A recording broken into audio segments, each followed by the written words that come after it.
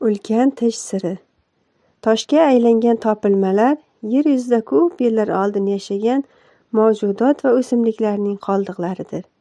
Odamlar asrlar davomida gullar, toshlar va qoyalardan mavjudot va o'simliklarning qoldiqlarini topganlar. Biz bugungi kunda bu qoldiqlarning ba'zilari dinozavrlarniki ekanligini bilamiz. Ko'p yillar muqaddam ulkan suyaklarni topgan odamlar ular nimaning qoldiq ekanligini bilishmaganlar. Ba'zilari bu katta suyaklarni o'zlari ko'rgan yoki kitoblarda o'qigan yirik hayvonlar, ya'ni begemot va fillarning suyaklari deb o'ylashgan. Lekin topilgan suyaklarning ba'zilari hatto eng katta begemot va filning suyagidan ham juda katta edi. Ana o'shanda odamlar begemot hayvonlarning mavjudligiga ishona boshlagan. Bir necha asr avval fransiyalik Bernard Palissida boshqacha g'oya paydo bo'ldi. Bernard mashhur kulol edi. Bir safar u ko'za yasash bilan shug'ullanayotgan paytda tuproq orasidan ko'plab mayda yotgan suyakchalarni topib oldi. U suyak qoldiqlarini o'rganib chiqib, ular tirik mavjudotning qoldiqlari ekanligini yozdi. Bu g'oya yangilik emas edi. Lekin Bernard Palissy yana bu mavjudotlarning ba'zilari yer yuzida ko'p yashamaganligini ham yozdi. Ular butunlay qirilib, yer yuzidan yo'qolib ketgan edi. Bernard Palissy bu kashfiyoti bilan mukofotlandi deb o'ylaysizmi? Yo'q. Aksincha, u bu g'oyalari uchun qamoqqa olindi. Biroz vaqtlar o'tib, insonlarning qadim-qadimda dunyoni qanday bo'lganligi to'g'risidagi g'oyalari qabul qilish osonlashdi. 1820-yilda Angliyada ulkan toshga aylangan tish topildi. Aytishlaricha, toshga aylangan topilmalar tadqiqotchisi Gideon Mantelning rafiqasi Mary Ann Mantel sayr qilayotganda katta tishga o'xshagan narsani topib oldi. U bu ulkan tish noyob topilma ekanligini bilib, uni turmush o'rtog'iga ko'rsatish uchun uyiga olib borgan. Gideon Mantel dastlab tishga qaraganda uni o'txo'r hayvonlarga tegishli degan qarorga keldi. Chunki u tekis va qirrali edi. Tishning qirralari chaynash natijasida yemirilib qolgan, kattaligi esa deyarli filning tishidek kelardi. Lekin u mutlaqo filning tishiga o'xshamas edi. Gideon Mantel tishga yopishib olgan tosh bo'laklarining tarkibi juda qadimiyligini aniqladi. U shunga o'xshash tosh bo'laklari odatda sudralib yuruvchilarning toshga aylangan qoldiqlaridan topilganligini bilar edi.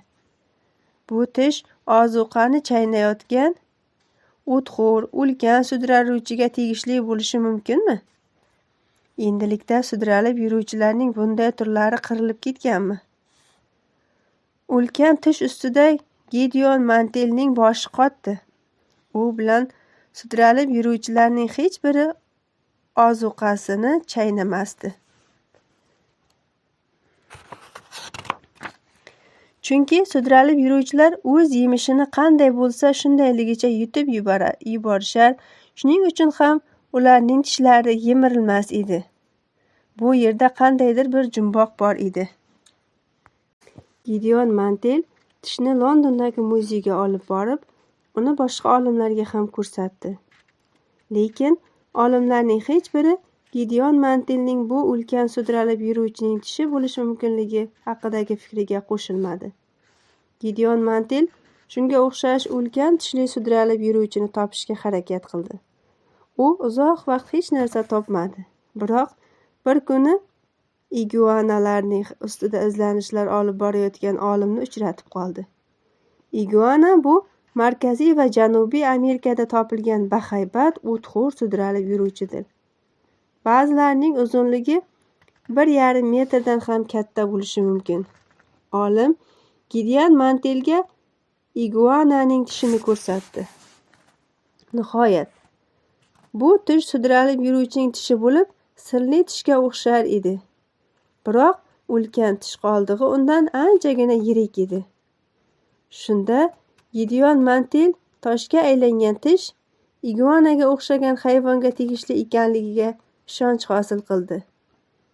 Biroq bu hayvon 1,5 metrli bo'lishi mumkin emas edi. Gideon Mantelning taxminicha uning uzunligi 30 metr atrofida edi. U bu jonzotni iguanodon deb nomladi. Bu esa iguana tishi degan ma'noni anglatardi. Gideon Mantelning iguanodonning butun skeleti yo'q edi. U yillar davomida to'plagan suyaklar tufayli iguanodonning qanday bo'lishi mumkinligini tasvirlashga urinib ko'rdi. U bu mavjudotni 4 panjarali panjada turgan bo'lib yurgan deb hisoblagan. Gideon Mantel o'tkir, uchli suyakli shox deb o'ylagan. Iguanodonni burni ustidagi shoxi bilan tasvirlagan. Yillar o'tib iguanodonning bir nechta butun skeletlari topildi. Ular atiga 9 metr uzunlikda bo'lgan. Suyaklarning ko'rinishidan hayvonlar ko'proq orqa panjalari bilan harakatlanganligini aniqlashgan. Gideon Mantel iguanodonning burni ustidagi shox deb o'ylagan narsa aslida uning oldingi panjalari bosh barmoqdagi uchli bo'rtiq edi. Bu kashfiyotlarni asoslanib olim iguanodonning ko'rinishi haqida fikrlarini o'zgartirishdi. Gideon Mantel bir qancha xatolarga yo'l qo'ydi. Shuningdek, u muhim kashfiyot edi. U toshga aylangan tishni o'txo'r sudralib yuruvchilarga tegishli deb taxmin qilib, ko'p yillarni o'z g'oyasini tasdiqlovchi dalillar va isbotlarni yig'ish bilan sarfladi.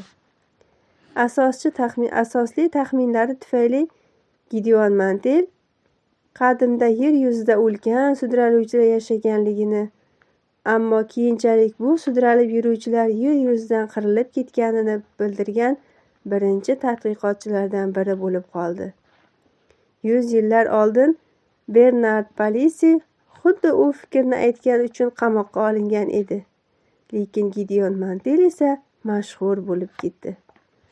Uning bu kashfiyoti ulkan sudralib yuruvchilar haqida ko'proq bilishni xohlovchi olimlarda qiziqish uyg'otdi. 1842-yilda Richard O'Well ismli olim qirilib ketgan bu sudralib yuruvchilar o'z nomiga ega bo'lishligi kerak degan fikrga keldi va ularni dinozavrlar deb atadilar. Bu esa bahaybat kaltakesak degan ma'noni anglatadi. Bugungi kunda biz ularni dinozavrlar deb ataymiz. Bugungi kunda olimlar iguanodonni shunga o'xshatishgan.